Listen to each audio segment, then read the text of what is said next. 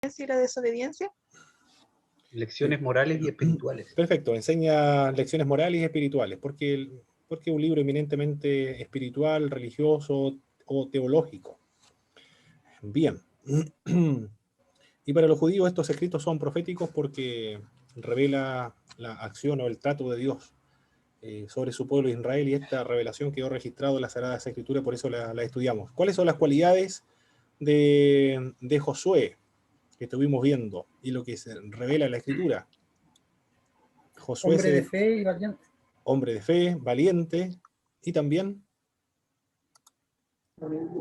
Alguien lleno del Espíritu Santo. lleno del Espíritu Santo de Dios, o investido del Espíritu Santo, equivale exactamente a la misma expresión en lleno o investido del Espíritu Santo. Tenía comunión con Dios también. Carácter firme. Y un carácter firme. Perfecto. Esas son las características de Josué. ¿Por qué fue escrito el libro de... A ver, no, esa es la pregunta. ¿Por qué Josué no fue el autor completo del libro que lleva su nombre? Porque el libro igual relata su muerte y porque indica locaciones que todavía no tenían el nombre y no habían sido conquistadas. Perfecto. Como por ejemplo la conquista de Hebrón por Caleb, la conquista de Debir por Otoniel, la conquista de Lais por los danitas, y esto ocurrieron o fueron acontecimientos o sucesos llevados a cabo, acontecidos posteriormente a la muerte de Josué. Excelente. ¿Por qué los cananeos se encontraban en una situación ideal para ser conquistados por los israelitas? Porque Estaban las divididos. pequeñas ciudades estaban luchando. Eso. Perfecto. Se caracterizaban por las guerras intestinas. ¿Qué más? Egipto los había abandonado. Muy y bien. sufrían invasiones. Perfecto. Habían sido abandonados por los egipcios porque anteriormente Egipto le daba una especie de protección para protegerlos frente a los invasores, y también estaban constantemente siendo invadidos por extranjeros, potencias extranjeras. Existía una rivalidad entre dos imperios muy importantes de aquella época, que son los hititas y también los egipcios. Por lo tanto, por una parte los egipcios ya no podían dar más protección a los cananeos porque estaban luchando para controlar o mantener su territorio frente a la invasión o el avance de los hititas. Esa es la razón. Los grandes imperios estaban preocupándose o preocupados de proteger sus propias fronteras. No iban a darle protección a otras localidades. Perfecto. ¿Por qué Dios ordena el aniquilamiento a los cananeos? O manda a llevar a cabo este genocidio sobre los cananeos. Hay varias razones. ¿Cuáles son estas? Para castigar la idolatría de los cananeos. Muy bien. Como castigo divino sobre la religión depravada de los cananeos. Perfecto. ¿Para qué más? Evitar que Israel pudiese practicar las mismas tendencias idólatras, en este caso de los cananeos, que estaban apareciendo. Así es. Como medio profiláctico. Ese es un término más técnico, es el profiláctico, pero para evitar futuras infecciones, contaminaciones. Perfecto. ¿Por qué más se mandó a aniquilar a los cananeos?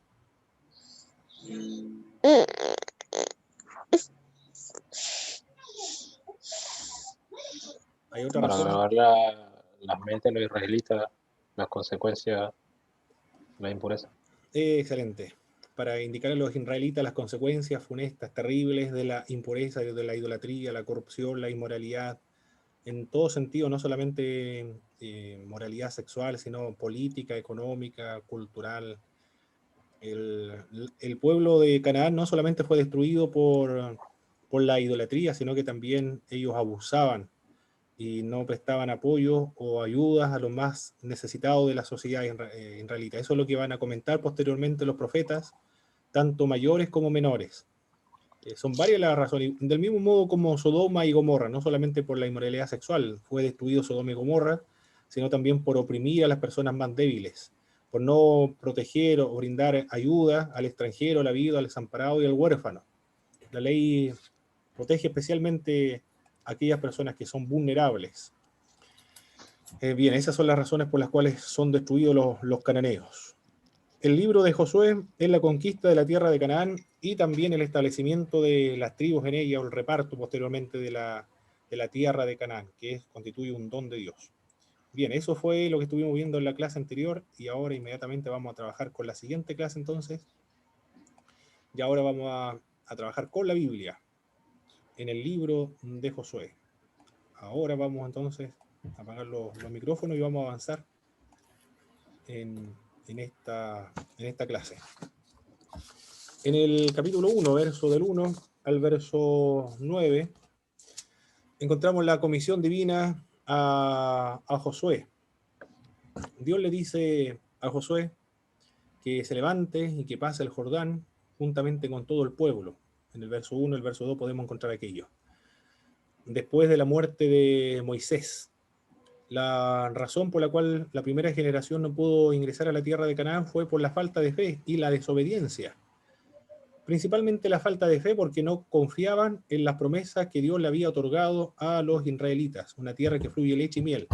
Y enviaron los espías precisamente para confirmar o verificar si Dios le estaba hablando en serio o le estaba engañando para introducirlo en la tierra de Canaán. Por eso fueron a ver o enviaron los espías. Y Josué, juntamente con Caleb, se destacaron en la fe y en la obediencia, por eso que ahora ellos pueden ingresar a la tierra de Canaán. Y los otros no confiaron en la promesa de Dios. Por falta de fe también les faltó la valentía. Y el que va a liderar entonces este grupo va a ser Josué. Y Moisés, ¿cuál fue la razón por la cual Moisés no puede ingresar a la tierra de Canaán? ¿Alguien recuerda lo que trabajamos con el libro de Pentateuco? Por la ira que tuvo Moisés. Muy bien, ¿qué ocurrió cuando él se perdió la paciencia? Golpeó la roca.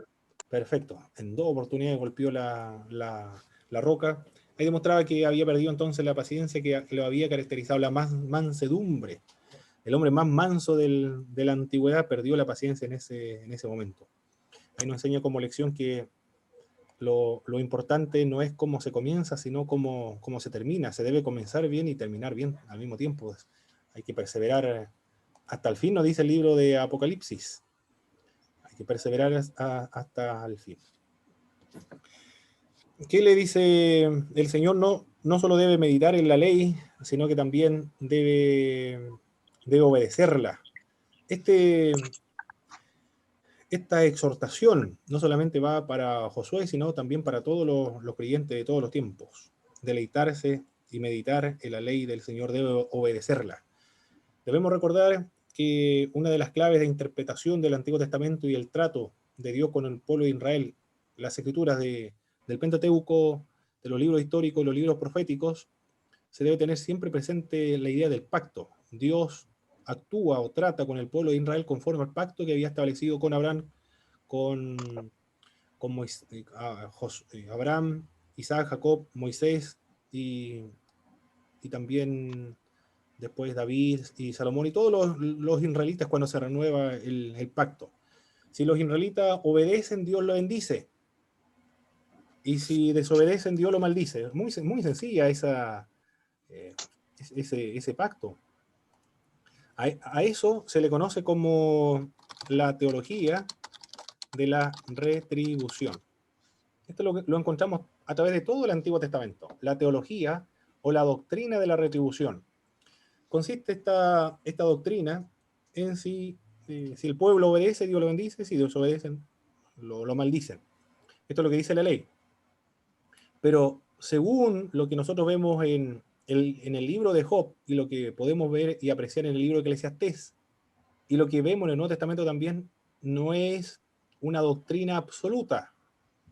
No todos los tratos, no todas las experiencias de los creyentes se relaciona o se puede aplicar la teología de la retribución en la vida de los creyentes. Lo vemos en Job, una persona que está sufriendo desgracias y sus amigos están utilizando esta teología de la retribución y le están impugnando delitos, crímenes, o le están impugnando también pecados que son ficticios o inventados.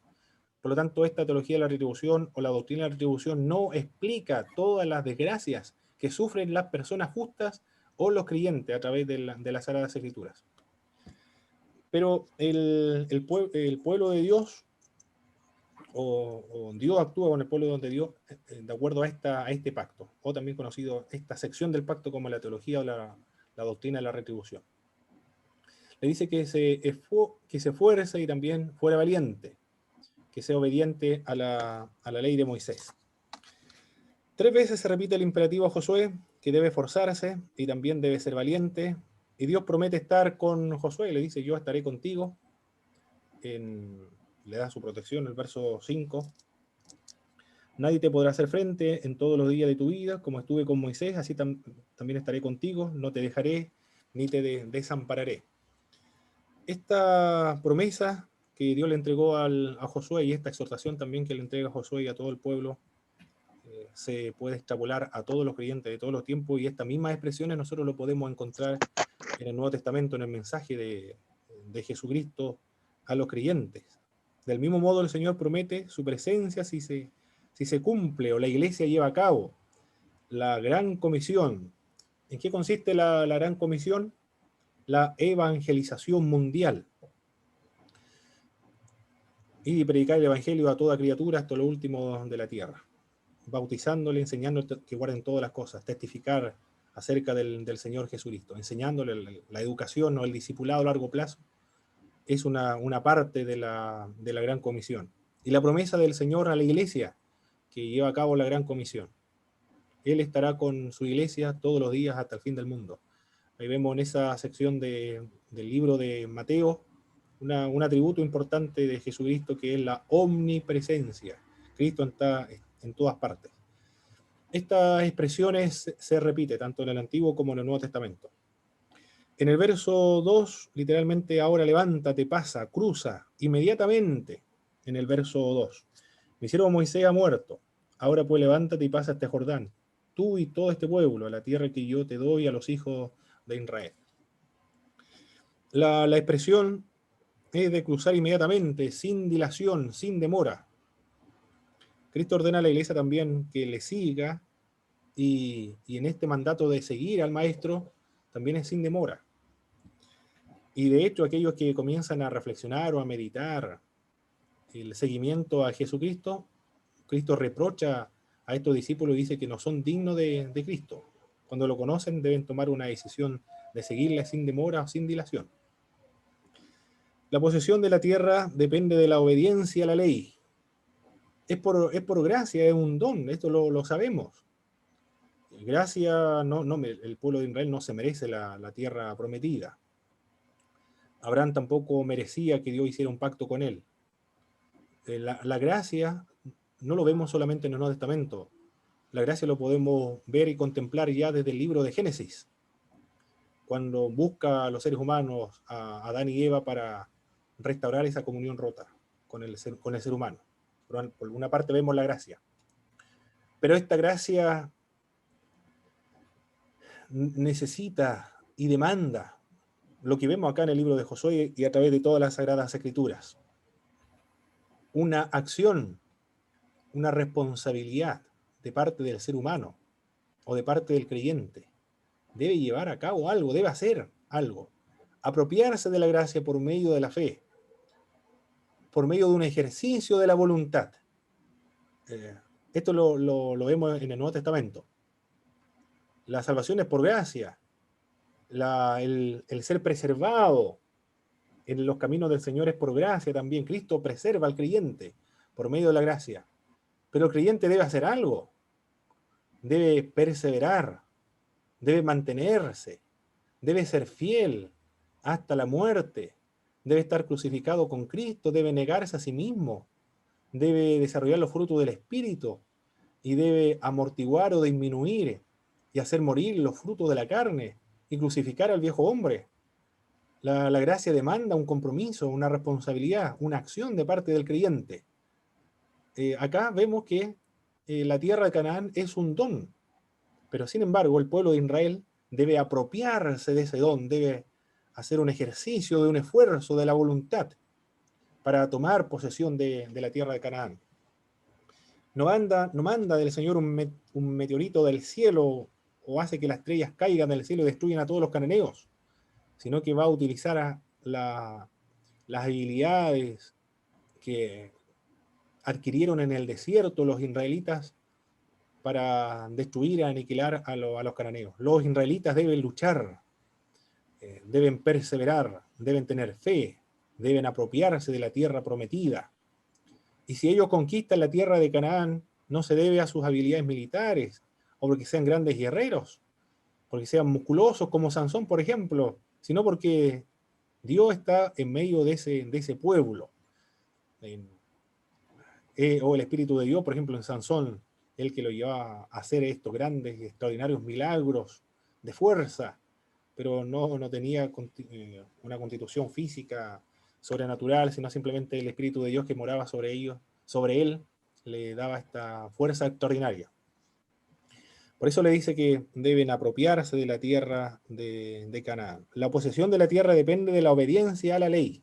Ellos deben ser obedientes a la ley. Por una parte es un don, pero por otra parte deben cumplir ciertos requisitos, que es ser obedientes.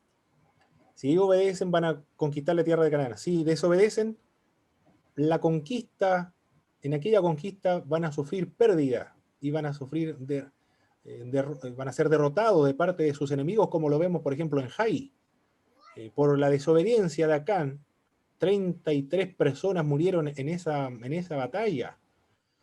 Y si el pueblo de Israel desobedece a esa ley, es desobediente a lo que Dios estableció en el monte Sinaí, cuando le dio la ley, Dios le va a quitar y le va a arrebatar la tierra de Canaán y se lo va a entregar a otros, como ocurrió con los israelitas del norte en el año 722. Por eso que la teología de la retribución acá explica a través de todo el Antiguo Testamento por qué prosperan el pueblo de Israel y por qué fracasa y son destruidos. Los cristianos tenemos ventajas sobre la ley ahora en el Nuevo Testamento, a diferencia de los israelitas del Antiguo Testamento. Tenemos ventaja con respecto a la ley. ¿Cuál cree usted, estimados hermanos, que es la ventaja que nosotros tenemos en contraste con los israelitas del Antiguo Testamento sobre la ley? Ellos debían obedecer la ley para disfrutar de la tierra prometida, para ser bendecidos, pero nosotros tenemos cierta ventaja en contraste con ellos para recibir la bendición de Dios o los regalos de Dios. En referencia a la ley. Que la ley fue cumplida en este caso por Cristo. Perfecto, muy bien, eso es. Cristo satisfizo las demandas de la ley. En Él nosotros cumplimos toda la ley. Extraordinario esto, ¿eh? Qué extraordinario el cristianismo. Toda la religión. Esto dicen los antropólogos. Hermano, me están escuchando, ¿verdad? Parece que se está pegando mi señal.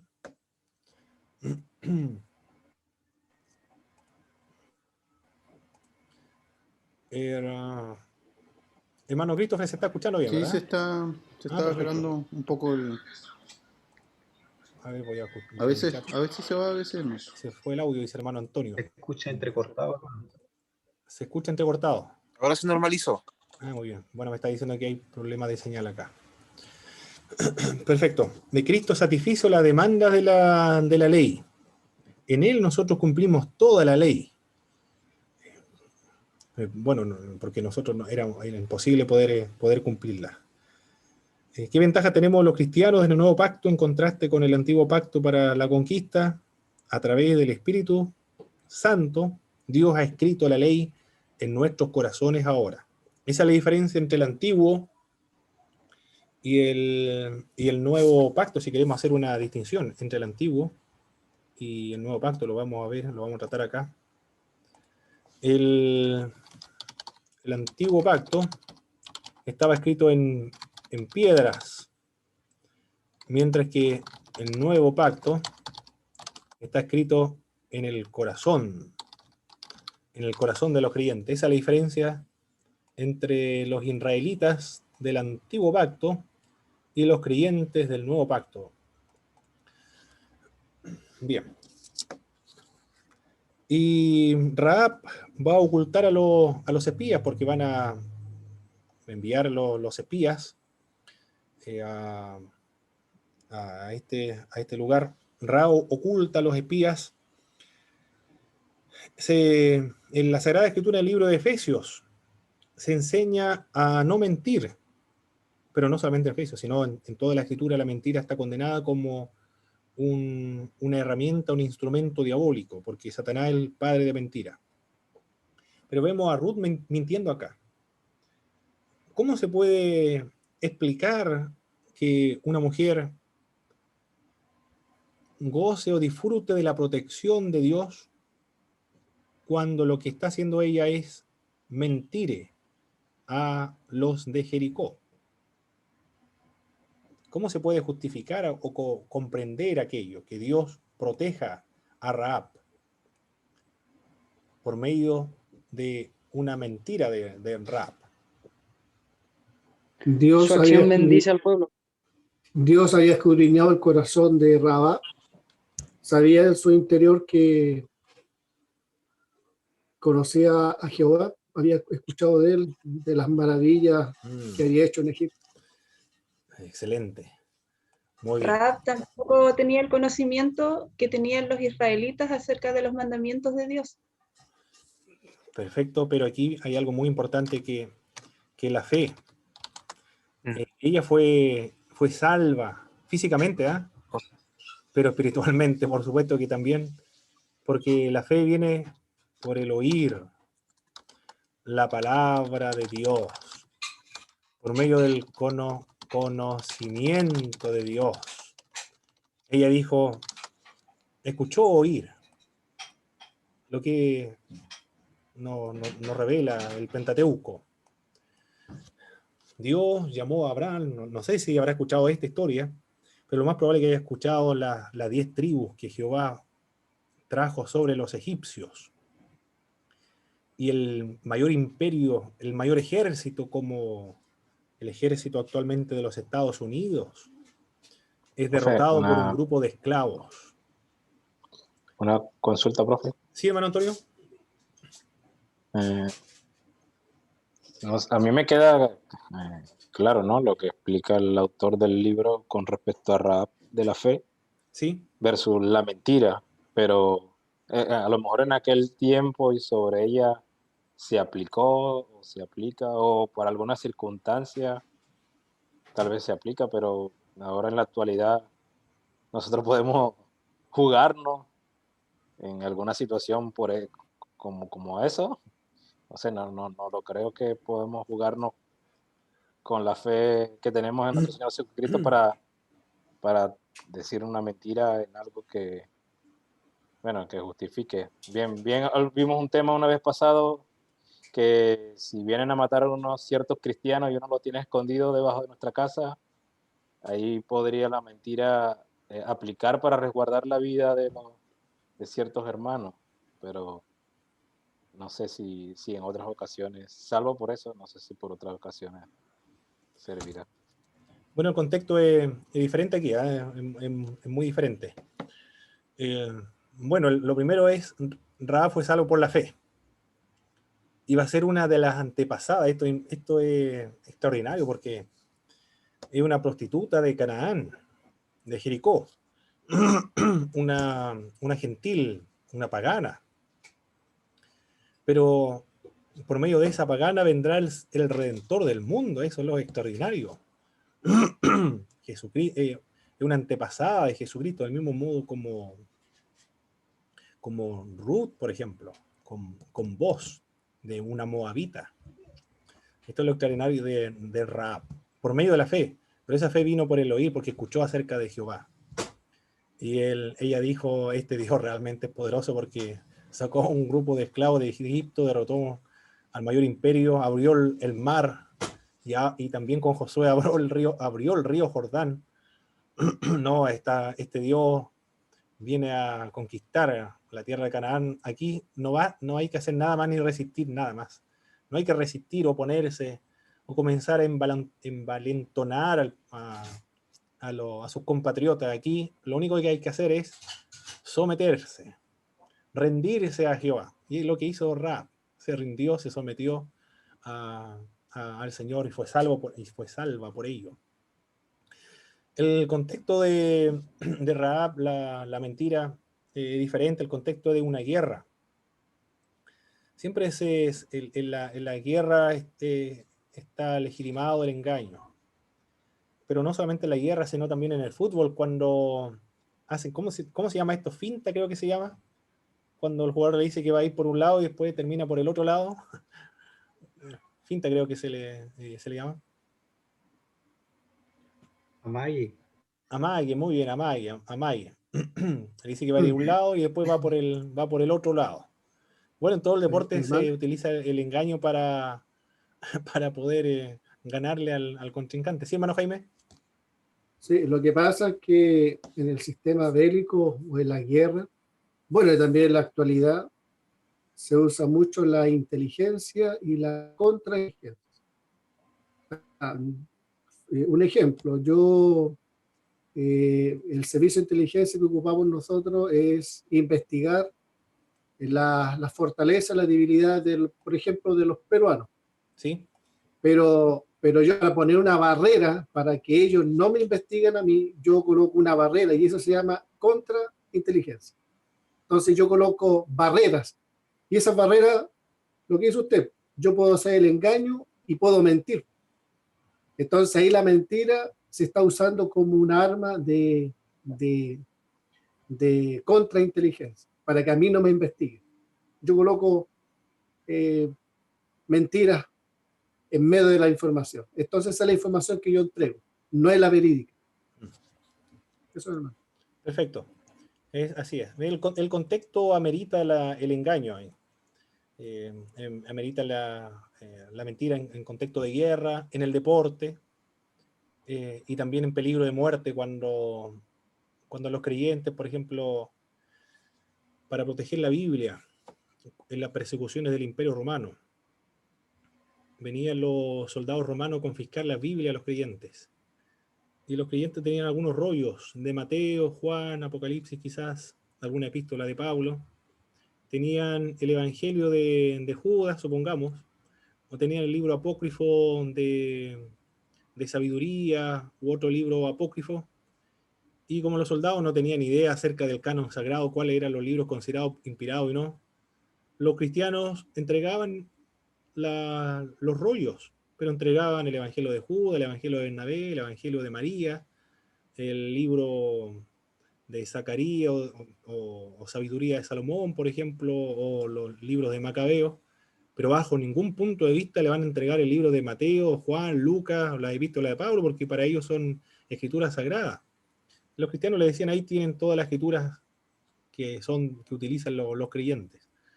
Y tienen más libros, ahí entregamos todo, no nos queda ningún otro libro por entregar.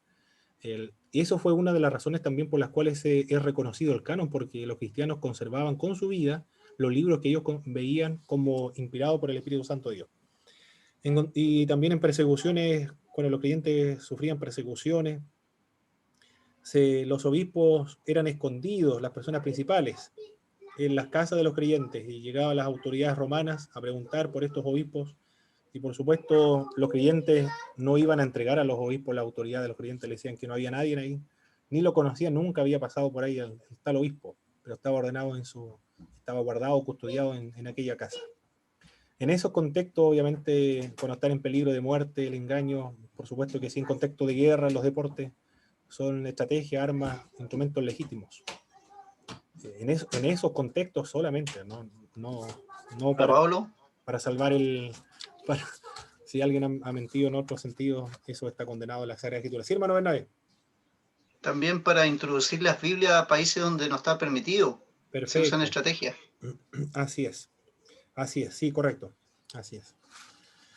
En la historia de Chile, en la historia del Evangelio en Chile, la Biblia llegaron así. Llegaron escondidas, eran Biblias de contrabando. Llegaron, y algunos llegaban armamento, y debajo de las armas llegaban las Biblias también. Así llegó el protestantismo acá en América, en toda América Latina. Bien. Los cazadores también usan trampas. Por supuesto, para poder cazar tienen que usar trampas. Utilizan anzuelos, todo esto son para engañar. En los deportes se utilizan estas trampas. Las parteras en Egipto mintieron al faraón, le dijeron, las mujeres judías son mucho más robustas que las egipcias. Antes de que nosotros lleguemos, ya ellas han dado a luz a sus hijos. Por lo tanto, no podemos cumplir las órdenes del faraón. Pero también habían engañado a faraón, pero para preservar la vida de los egipcios, para salvar la vida o preservar la vida de los israelitas. Y gozaron de la protección y el favor de Dios aquellas parteras.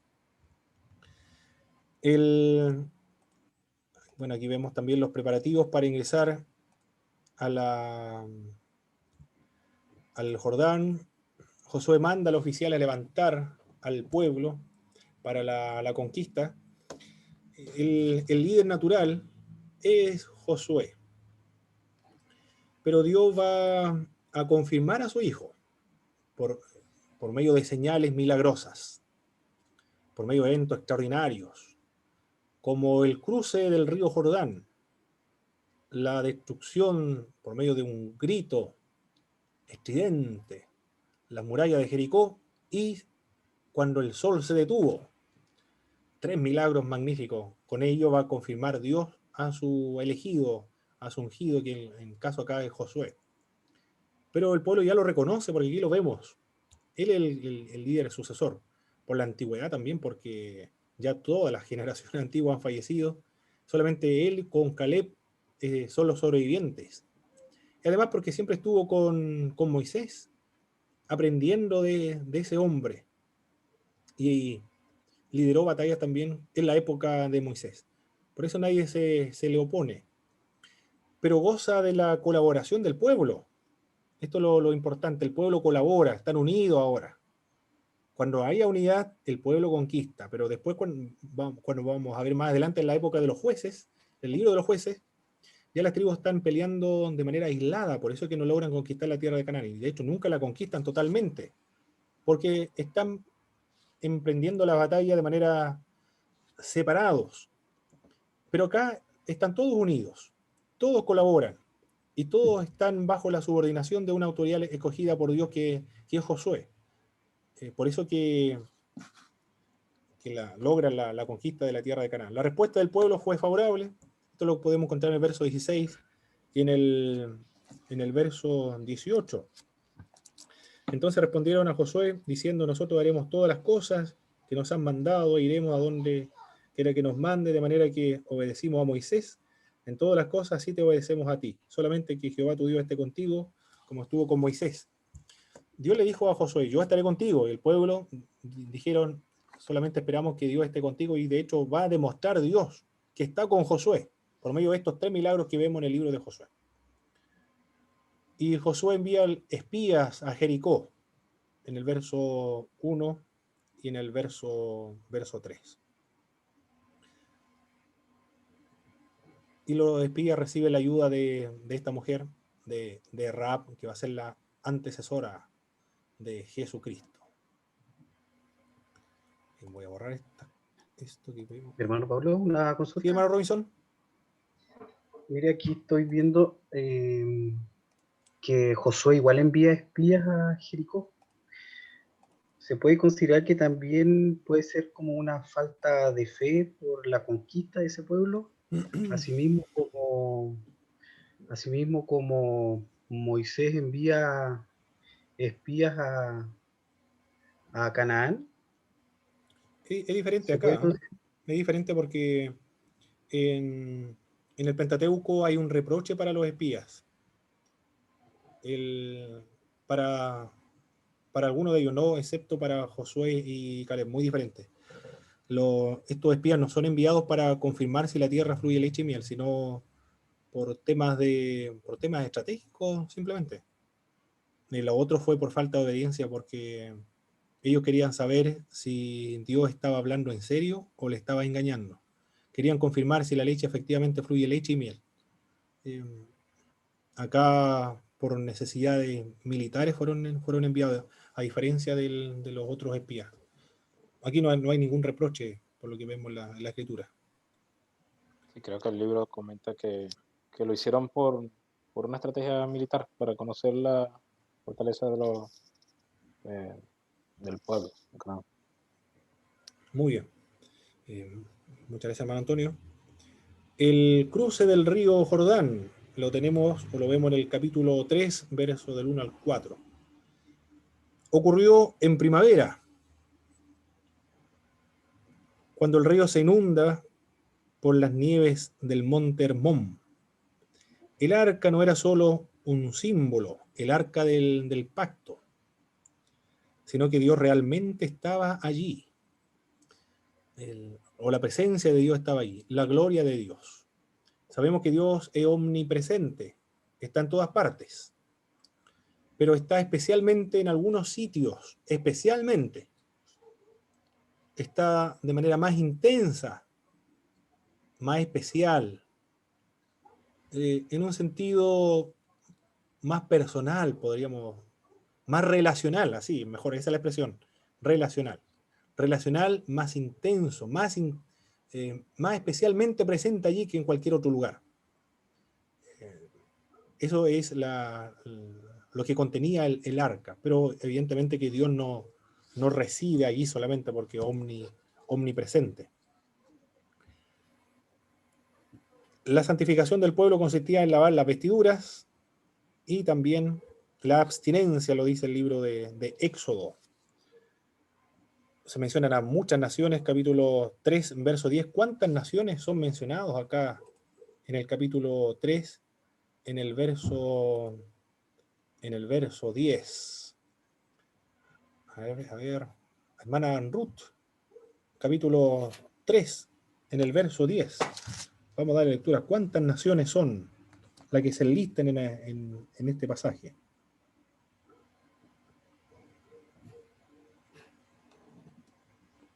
Josué capítulo 3, 7. En el verso 10. 7. A ver, vamos al... 7. 7 pueblos. Muy bien, vamos a listarlo, hermana. Enlistarlo, mencionarlo, por favor, hermana Ruth. A ver, entonces era del capítulo 3, verso... El verso 10. Verso 10 ya.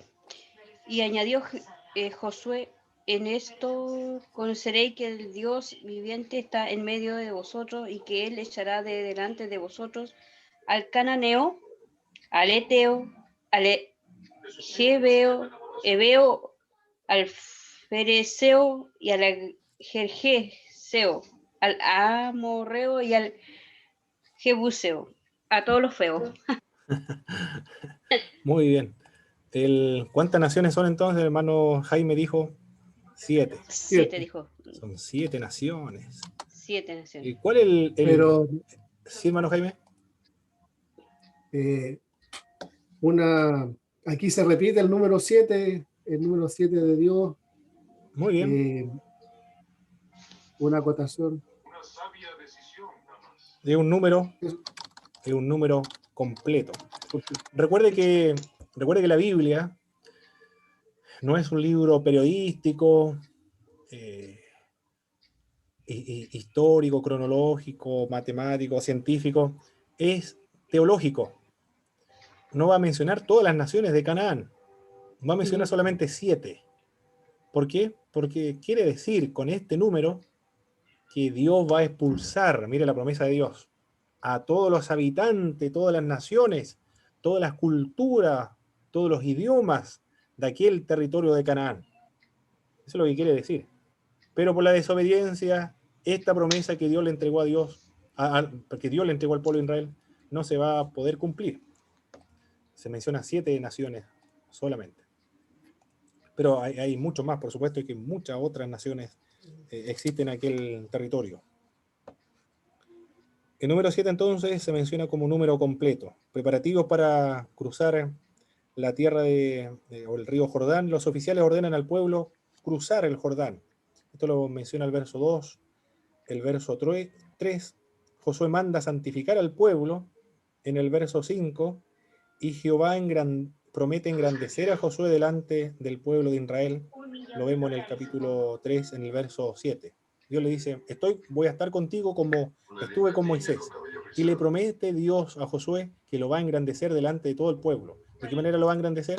Porque van a entrar a la tierra de Canaán cuando se produzca este milagro de la división de las aguas, del mismo modo como cuando Moisés sale de la esclavitud de Egipto.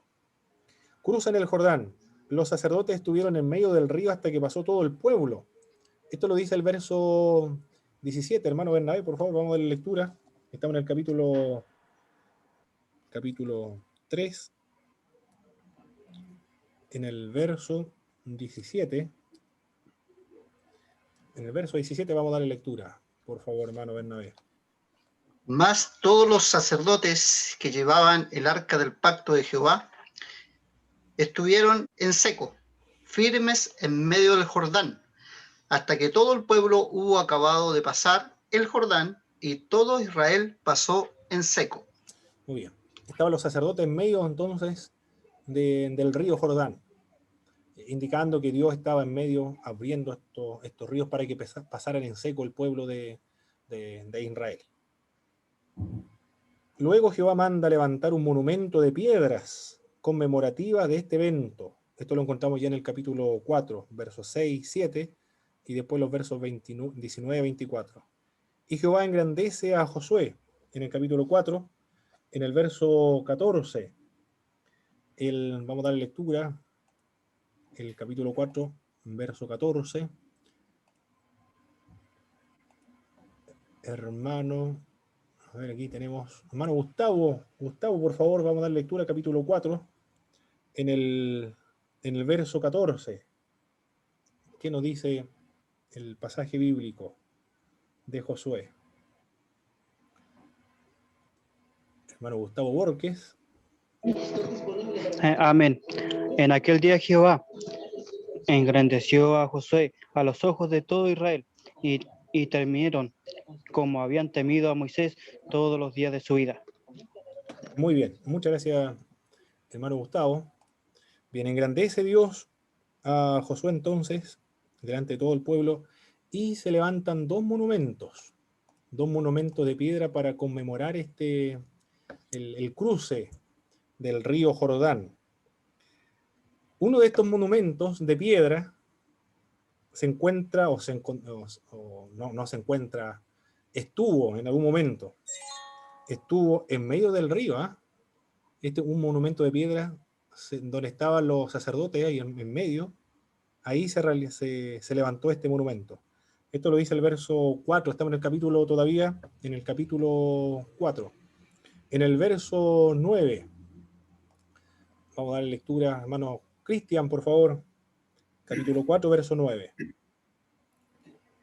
Dice, Josué también levantó 12 piedras en medio del Jordán, en el lugar donde estuvieron los pies de los sacerdotes que llevaban el arca del pacto y han estado allí hasta hoy. Muy bien. Ese es un monumento, en medio del río Jordán. Bueno, yo creo que eso no sé cuánto habrá durado. Por curiosidad solamente me gustaría saberlo porque las corrientes de los ríos realmente son rápidos. Yo creo que duraron muy poco aquí, hasta el día de hoy, dice Josué, sin embargo. No sé cuántas piedras habrán amontonado ahí. Por curiosidad solamente me gustaría saber cuánto tiempo estuvo ese monumento de piedra en medio del río Jordán. No creo que mucho tiempo, porque el río, el cauce del río lleva todo lo que encuentra a su paso. Y otro en Gilgal, en el verso 20. Todavía estamos en el capítulo 4, hermanos. Hermano Germán, por favor. Hermano Ojeda. Estamos en el capítulo 4 todavía, verso 20. Vamos a darle lectura a esa sección de la escritura. Hermano Germán, estará llegando la señal por allá, por Río Negro. Sí, hermano, sí, escuché. Sí, está llegando bien. Muy bien, hermano Germán. Me dijo capítulo 4, verso. Sí, en el verso 20, por favor, hermano. Verso 20.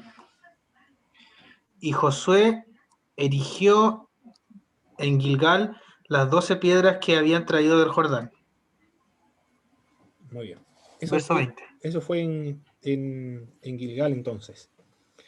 Y la razón por la cual se levantaron estos monumentos Cuando mañana pregunten vuestros hijos a sus padres y dijeren qué significa estas piedras, declararéis a vuestros hijos diciendo: Israel pasó en seco por este Jordán, porque Jehová vuestro Dios secó las aguas del Jordán delante de vosotros, hasta que habíais pasado a la manera que Jehová vuestro Dios lo había hecho en el Mar Rojo. Esa era la finalidad de estos monumentos. Dos monumentos, ¿ah? Uno en medio del río y el otro en Gilgal, al otro lado del río Jordán.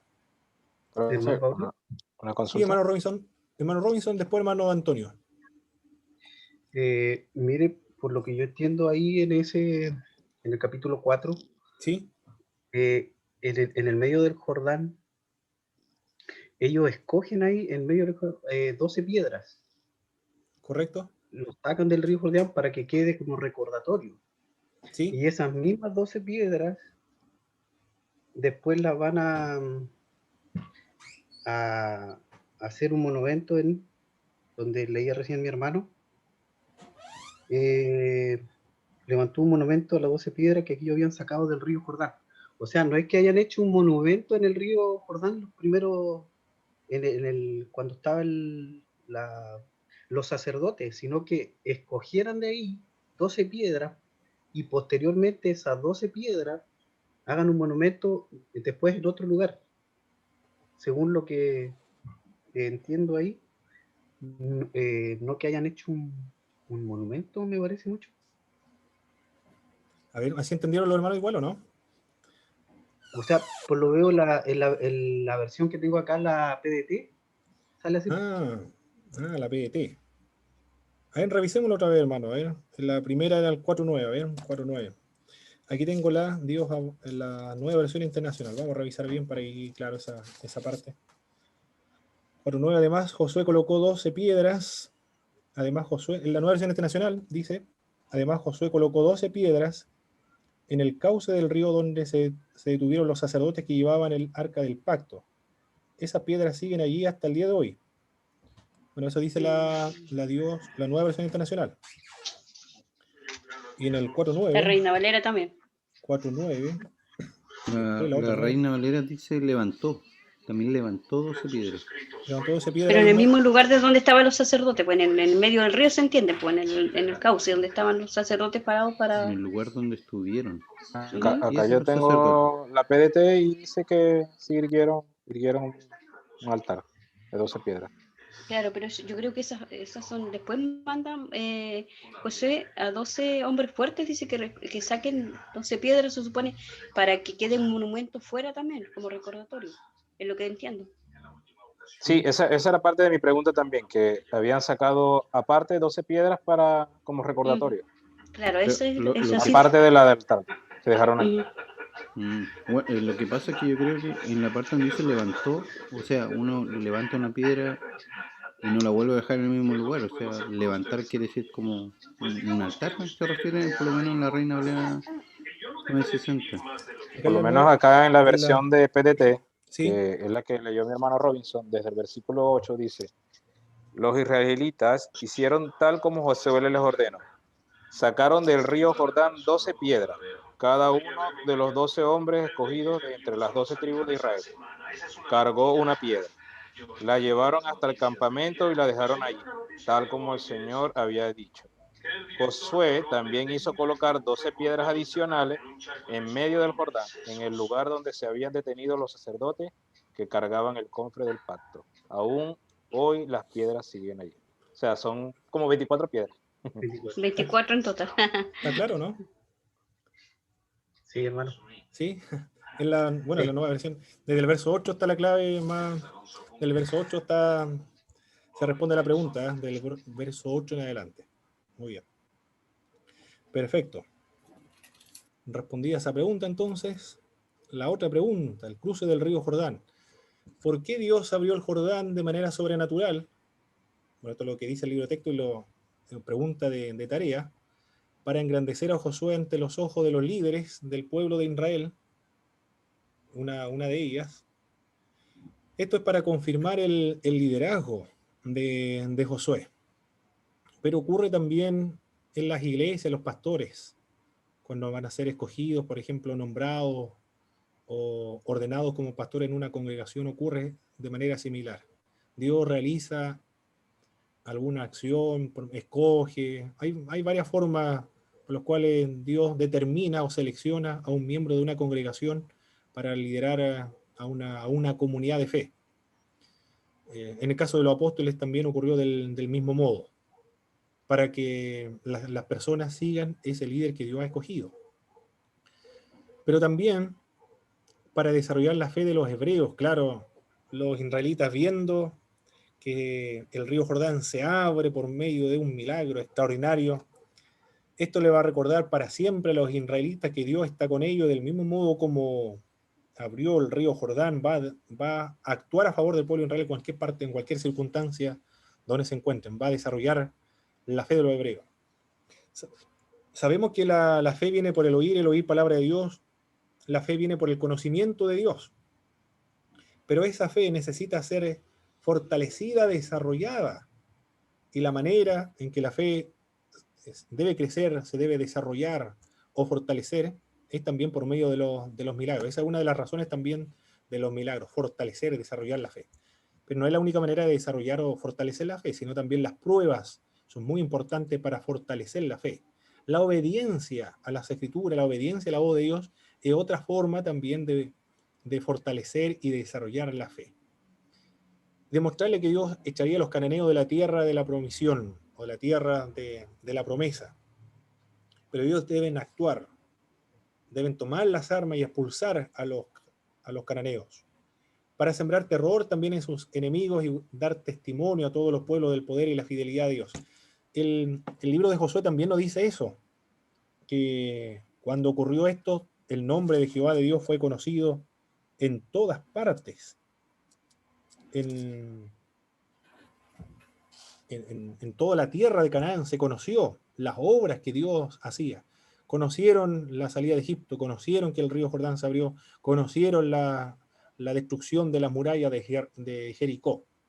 Algunos interpretan también este terror, este espanto de los cananeos ante la invasión de los israelitas como esta canción de Juan Luis Guerra, que es tomado del libro de Deuteronomio: enviará a sus avispas para que le piquen. Es decir, el terror que siembra Dios en los cananeos. Ahí estamos viendo que Dios actúa de diversas maneras. ¿De qué manera el Señor actúa para que los cananeos sean vencidos por los israelitas? Porque tenían guerras internas, habían sido abandonados por los egipcios, azotados por constantes invasiones, y también por el terror y espanto que Dios mismo ha sembrado en ellos para debilitarle moralmente y no resistir al avance de la invasión de los israelitas. Todas esas son las formas en que Dios actúa, y lo que vemos en el libro de Josué. Pero para poder conquistar la tierra de Canaán, para llevar a cabo la obra de Dios, lo podemos también aplicar en la actualidad, se deben cumplir los requisitos básicos de la fe cristiana. ¿Cómo es posible un predicador del Evangelio que predique en el púlpito o predique también al aire libre? Un predicador del Evangelio que llame a la gente al arrepentimiento, pero que no cumpla el requisito mínimo básico de la fe cristiana. ¿Cuáles son los requisitos básicos, hermanos, de la fe cristiana para demostrar que somos creyentes al mundo, un testimonio público de nuestra fe en Jesucristo? Los ritos, las ceremonias o también las ordenanzas que Dios ha entregado. Exactamente.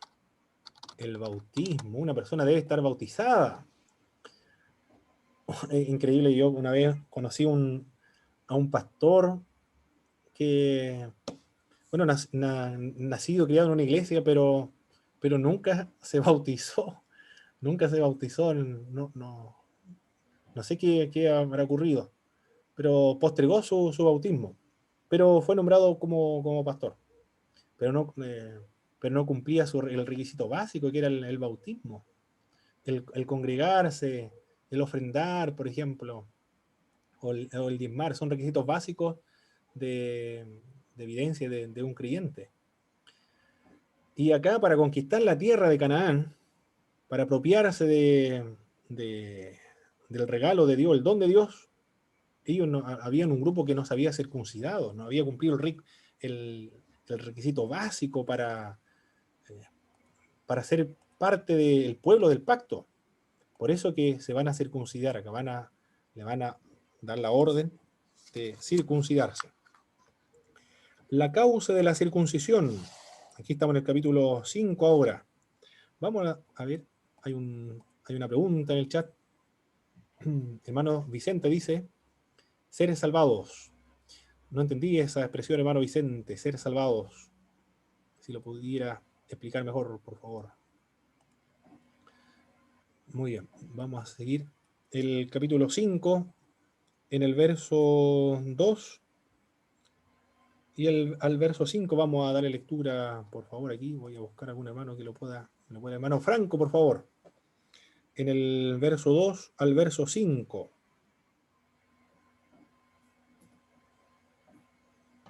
Perdón, hermano, ¿qué capítulo? Estamos en el capítulo 5.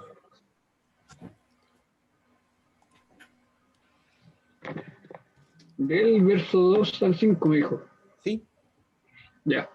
En aquel tiempo Jehová dijo a Josué, hazte cuchillos afilados y vuelve a circuncidar la segunda vez a los hijos de Israel. Y Josué se hizo cuchillos afilados y circuncidó a los hijos de Israel en el collado de Aralot. Esta es la causa por la cual Josué los circuncidó. Todo el pueblo que había salido de Egipto, los varones, todos los hombres de guerra habían muerto en el desierto por el camino, después que salieron de Egipto. Pues todos los del pueblo que habían salido estaban circuncidados, más todo el pueblo que había nacido en el desierto por el camino, después que hubieron salido de Egipto, no estaba circuncidado. Muy bien. Está claro en el libro de la Reina Valera 1960, ¿por qué se manda a circuncidar? Bueno, la Biblia dice acá por segunda vez. ¿Por qué se practica la circuncisión acá, en esta parte? Si lo pueden explicar en sus propias palabras, por favor, hermanos. O lo que lograron entender en esa lectura. Renovar el pacto. La nueva generación de hebreos que estaba contemporánea, digámoslo así, ¿sí? No se encontraba circuncidada, solamente los que habían salido de Egipto. Entonces todos los nuevos israelitas que estaban naciendo en este tiempo no estaban circuncidados, y parece que no era una población menor. Muy bien. Eso es muy sencillo entenderlo, lo que dice la Reina Valera 1960 o cualquier otra versión. Toda la nueva generación que nació en el desierto, que no viene de Egipto, o no nacieron en Egipto, ellos son los que no se han circuncidado. Se deduce entonces que durante el peregrinaje en el desierto no celebraron la Pascua entonces, porque para poder celebrar la Pascua deben estar circuncidados. Pero en esta parte de esto de la circuncisión hay varias explicaciones que se han otorgado, porque se habla acerca de una segunda circuncisión. Lo voy a comentar, pero ustedes lo mencionaron y lo explicaron muy bien de lo que entendieron en la Reina Valera 1960. Dos explicaciones sobre esta segunda circuncisión, porque se dice segunda circuncisión. Los soldados de 40 años y más fueron circuncidados en Egipto. Es una respuesta que se da. Era reconocida como la primera circuncisión. Y los menos de 40 que no fueron circuncidados en el desierto eran considerados la segunda circuncisión. Es decir, porque no habían sido circuncidados, no que se debían circuncidar por segunda vez. Pero también hay otra explicación, pero que la complica un poco más esta explicación que se da. Otra explicación es que la primera fue según el método egipcio, que era considerado incompleta, era una circuncisión incompleta, a diferencia de la circuncisión israelita. Esto explicaría la afrenta de Egipto en el verso 9. Esas son las dos explicaciones que se da a este versículo bíblico de la segunda circuncisión. Pero la primera me parece satisfactoria más que la segunda. Es decir, los que estaban en Egipto todos estaban circuncidados, y los que nacieron en el desierto no se había circuncidado. Por eso que se deben circuncidar ahora.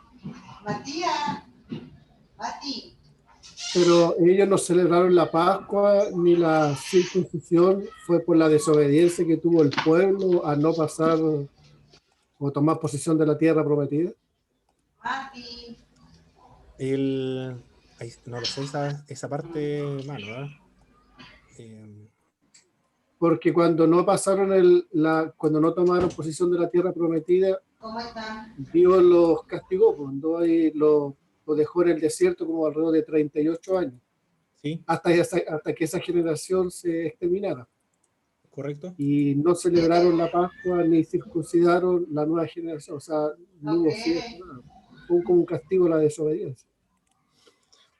No hay evidencia, el texto bíblico no lo comenta, simplemente Dios le dijo que no lo iba a dejar entrar, pero no hay ningún pasaje donde indique que prohíba a los israelitas no circuncidarse o no guardar la Pascua, no lo dice por lo menos, explícitamente.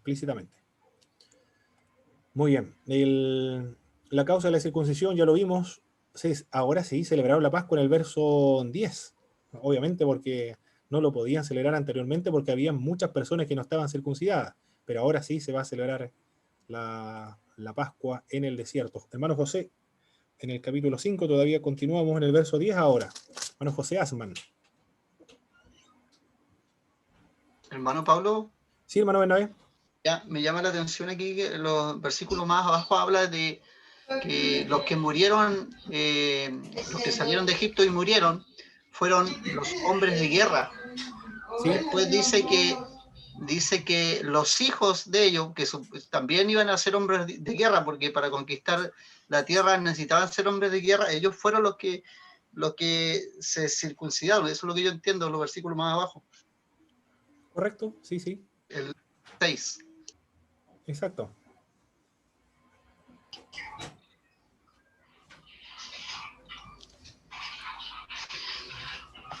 En verso 10 dice, y los hijos de Israel acamparon en Gilgal y celebraron la Pascua, y a los 14 días del mes por la tarde en los llanos de Jericó. Al otro día de la Pascua comieron del fruto de la tierra, los panes sin levadura, y en el mismo día espigas nuevas tostadas, y el maná cesó el día siguiente. Desde que comenzaron a comer del fruto de la tierra, y los hijos de Israel nunca más tuvieron maná, sino que comieron de los frutos de la tierra de Canaán aquel año. Muy bien. Todo eso ocurre entonces en esta sección. Cesa el maná, celebrado la Pascua, cesó el maná, ya no hay necesidad de que el maná continúe cayendo sobre el territorio, porque ya ahora están disfrutando de la abundancia de la tierra. Y aparece el príncipe del ejército de Jehová en el verso 13 y el verso 15. Ahí Josué le dice si está de parte de nosotros o de parte del enemigo. Él le dice, yo soy un príncipe, vengo de parte del Señor. Príncipe del ejército de Jehová he venido ahora. Lo que vemos allí en una sección es curioso si fuese solamente un ángel, porque hay una acción de parte de Josué. Aquí lo vamos a ver en el verso 14 y el verso 15. Vamos a dar lectura a esta parte. Profe, una consulta. Sí, hermano Antonio. De saltar. Acá se puede ver que la circuncisión, la segunda circuncisión, se puede considerar como ceremonia, es decir, una segunda ceremonia, más que una segunda circuncisión física como tal, sino más bien tipo de ceremonia.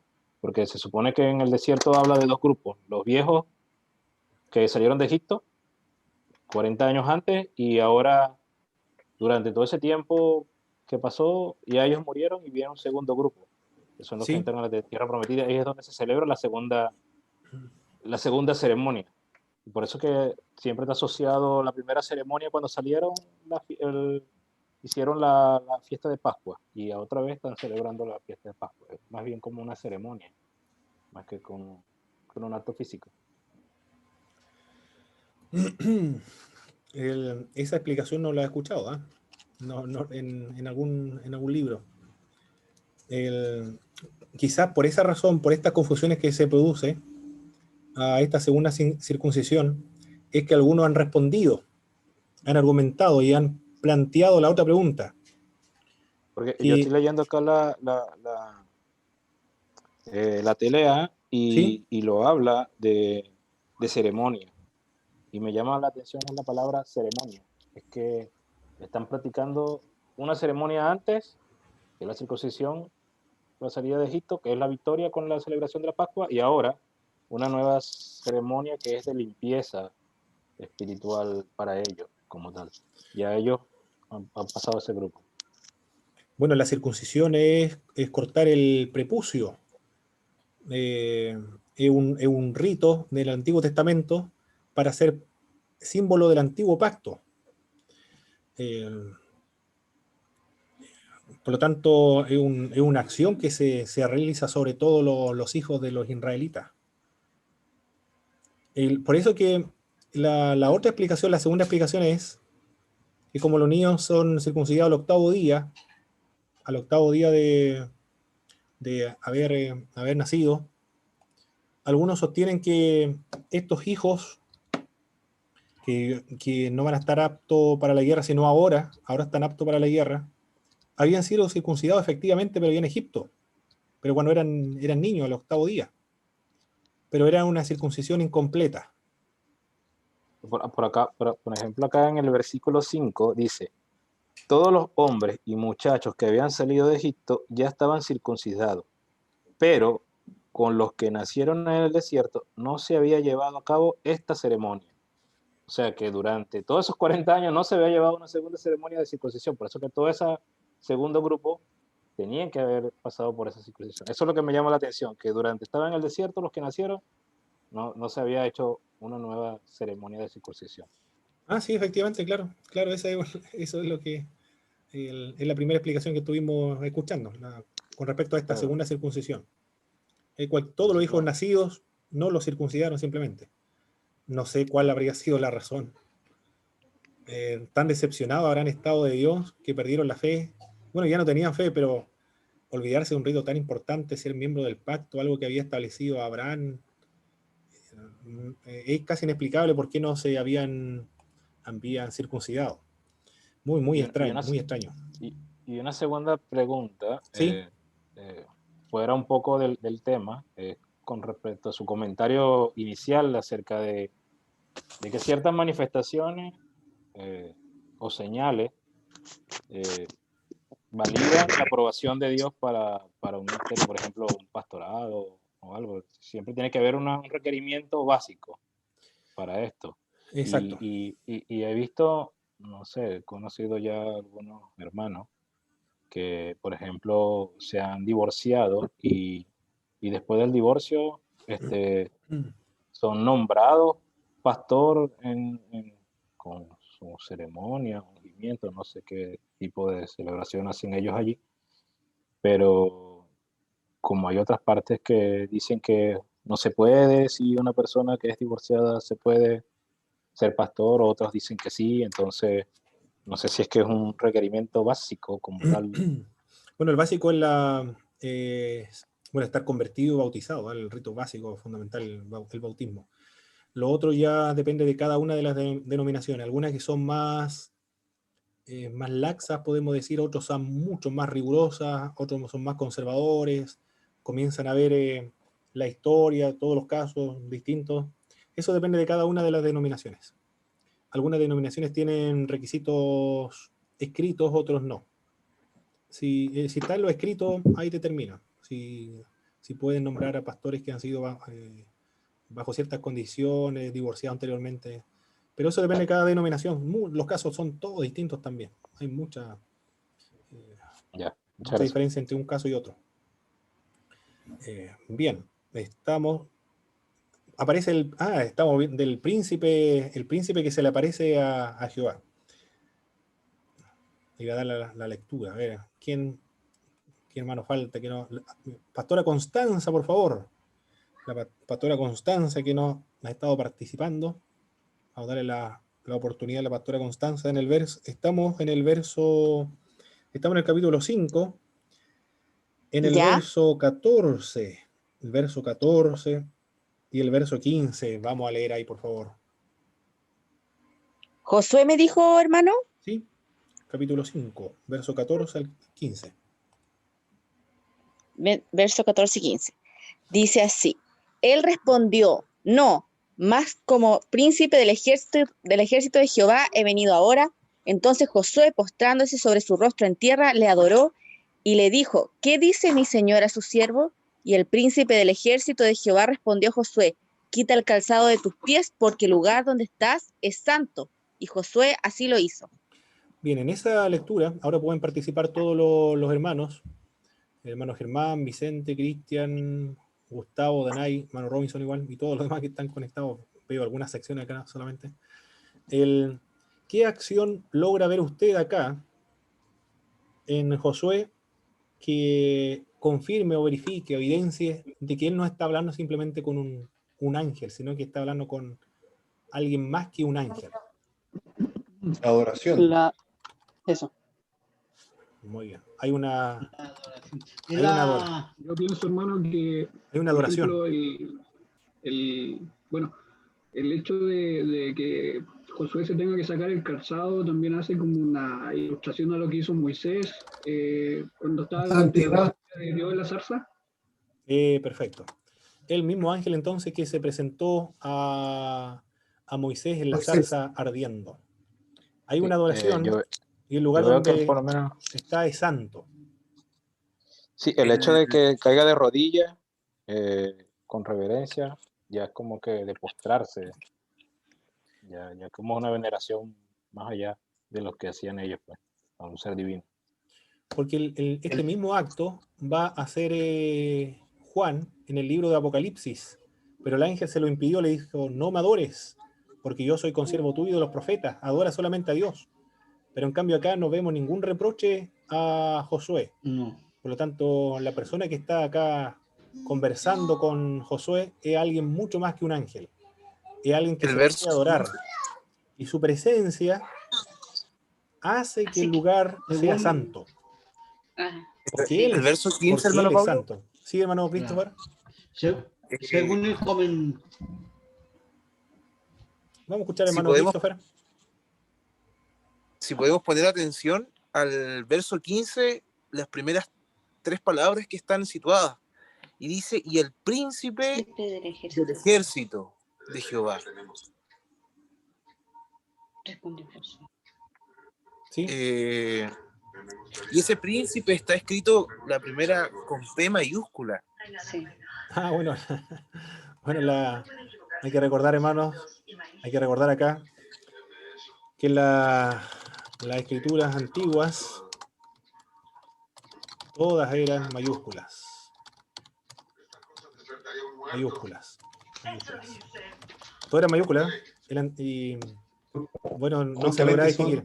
El hecho de que sea mayúscula es el traductor acá de la Reina Valera en 1960. Pero se entiende acá que amerita hay escribir otras con versiones que mayúscula no. porque se la adora y porque el lugar es santo. Por eso lo escribieron con mayúscula. Pero esto lo hace el traductor, porque en la original todos son mayúsculas. En la minúscula aparece en el griego, en el...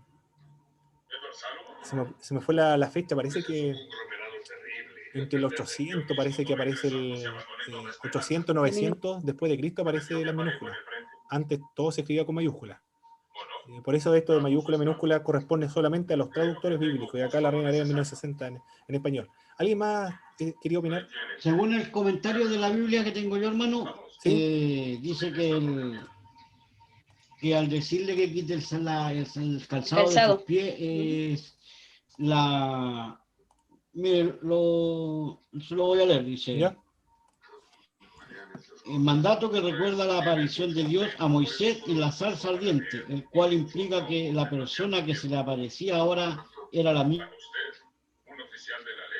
persona que se había revelado a Moisés.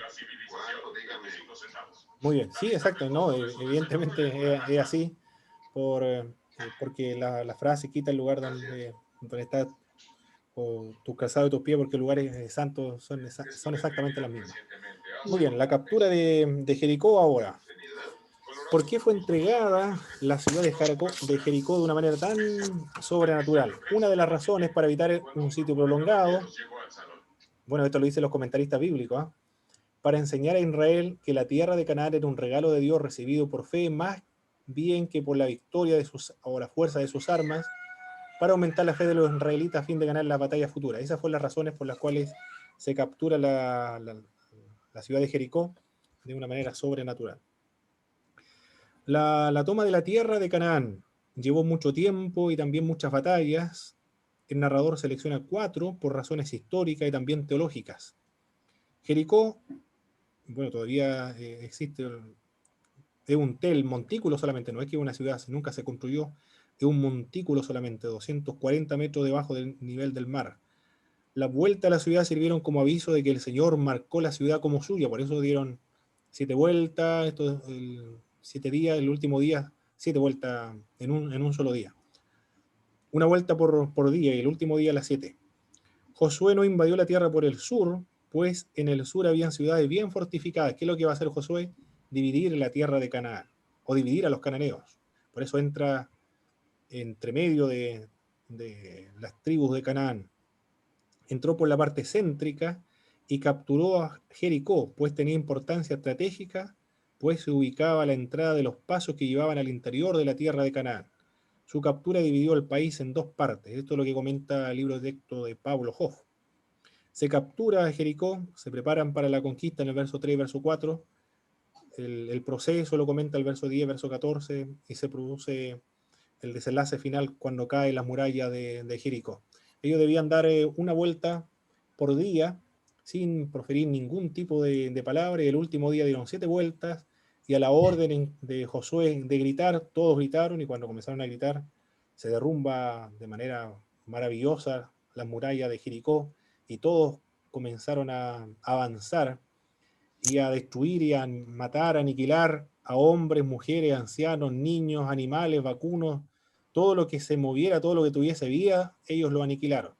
Porque eso era la orden de Dios, eso significa Jerem. Totalmente consagrado a la destrucción a Dios. En sacrificio era como tomar un vacuno y sacrificarlo a Dios. Porque esta es una guerra santa. Lamentablemente, si todos hubiesen obedecido, hubiesen habido victorias inmediatamente posteriores, pero hubo uno, Acán, que vio un manto babilónico, lingotes de oro, y va a causar un desastre posteriormente. Ahí tenemos alguna pintura de cómo caen las murallas de Jericó. El ruido debió haber sido, ¿cómo habrá ocurrido aquello? Extraordinario. Fueron a luchar a Jai.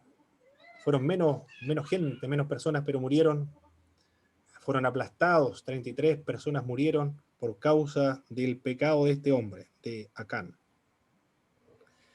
La causa del fracaso se menciona en el verso 4. Hay varios versículos bíblicos, los vamos a leer. El hermano Christopher, por favor, el verso 4, verso 6. Vamos a darle lectura, por favor. La causa del fracaso. ¿Por qué fracasaron acá en Jai? Cuando pudieron haber conquistado Jericó y después viene una derrota.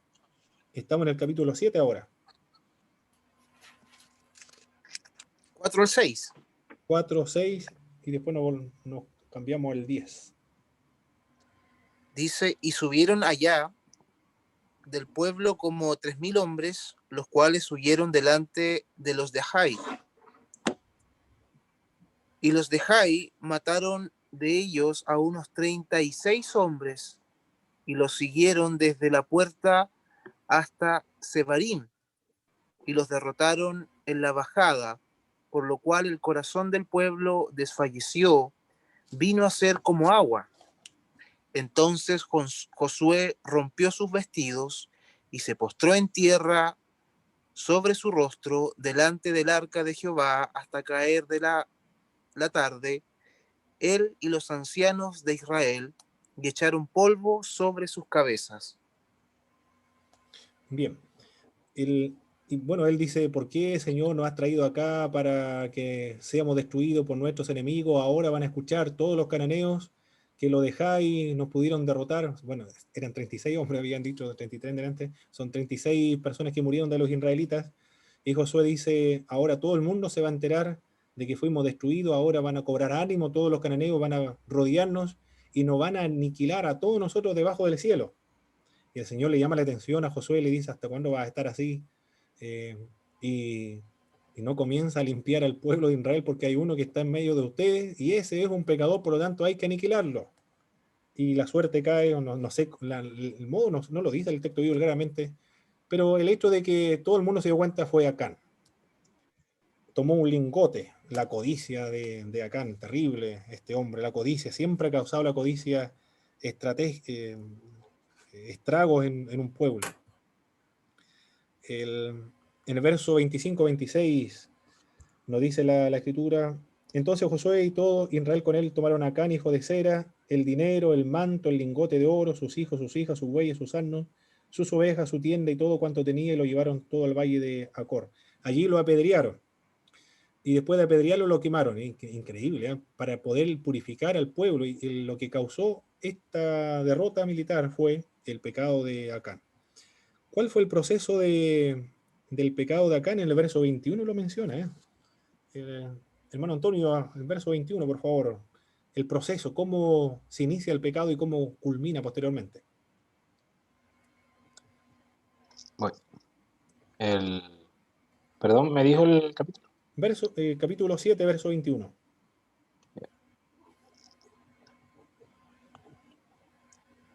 Uy, se me perdió.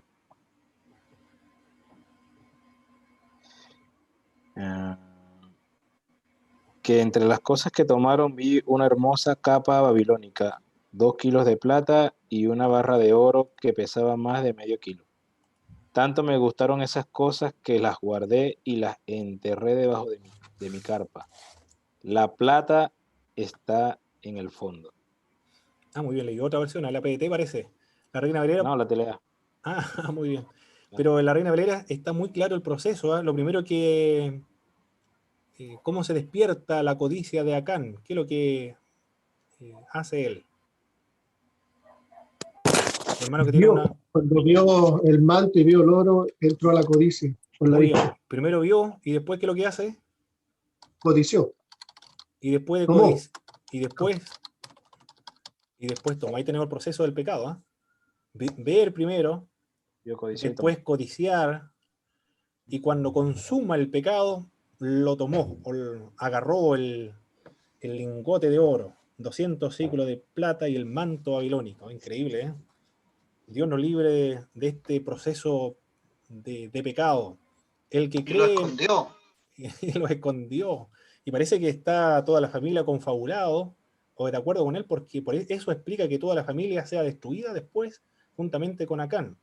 Claro, es muy difícil que él con un lingote de oro, 30 piezas de plata, un manto babilónico, lo guarde debajo de sus túnicas y lo vaya a guardar debajo de la alfombra de su carpa, sin que sus hijos, sus hijas no lo vean. Lo más probable es que aquí todos estén involucrados en este pecado, en esta codicia. Sí, hermano Bernabé. Bueno, Pablo, me llama la atención aquí que por el pecado de él, su familia pagó las consecuencias. Y si nosotros lo llevamos a nuestros tiempos, a lo mejor muchas veces nuestra familia puede pagar las consecuencias de nuestro pecado. En la iglesia podemos ser producto de que la iglesia pague las consecuencias también de nuestro pecado. Así es, sí, por supuesto que sí. Trae oprobio sobre los demás miembros de la iglesia. Pero aquí estamos viendo algo también que se conoce como la solidaridad de la raza. Solidaridad de la raza, o la solidaridad social también se le denomina. Pero vamos a dejarlo ahí, con este término, la solidaridad de la raza. Y esto de la solidaridad de la raza explica el pecado original.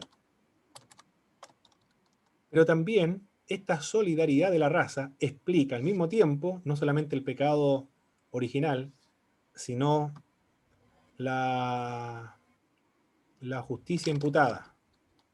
Ay, ¿qué pasó aquí? Tengo que admitir, hermano José Asman. La justicia imputada.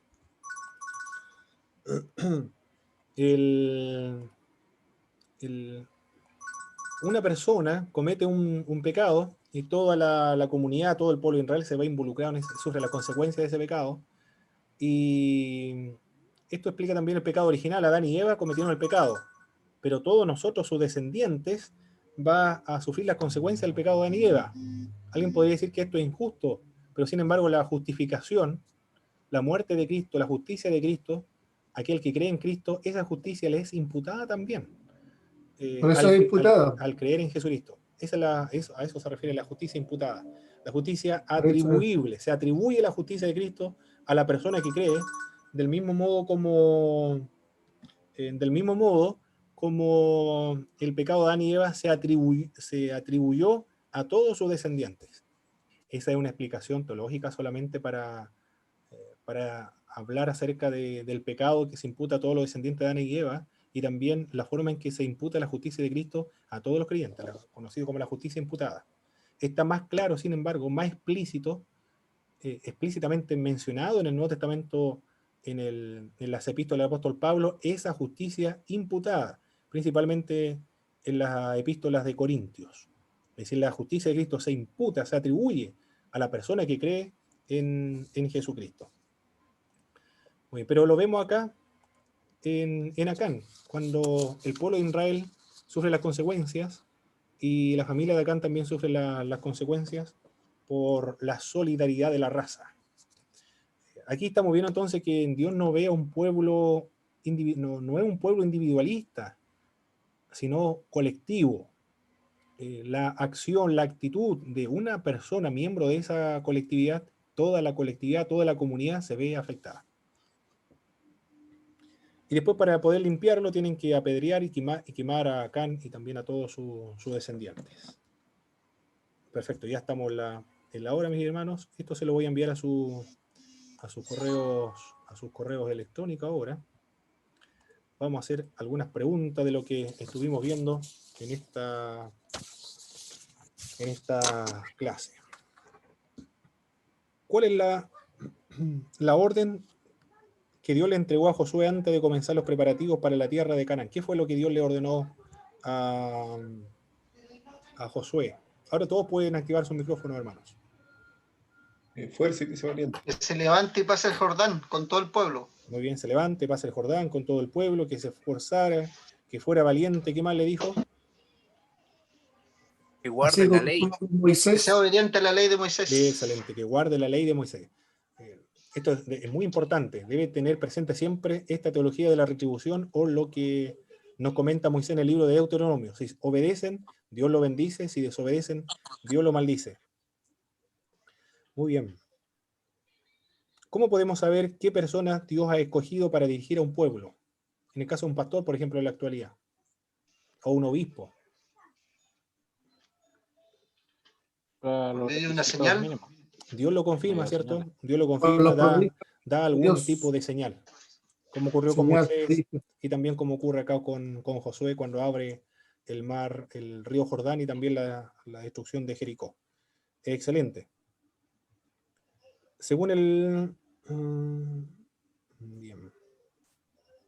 ¿Por qué fue entregada de una manera sobrenatural Jericó? ¿Cuál fue la razón?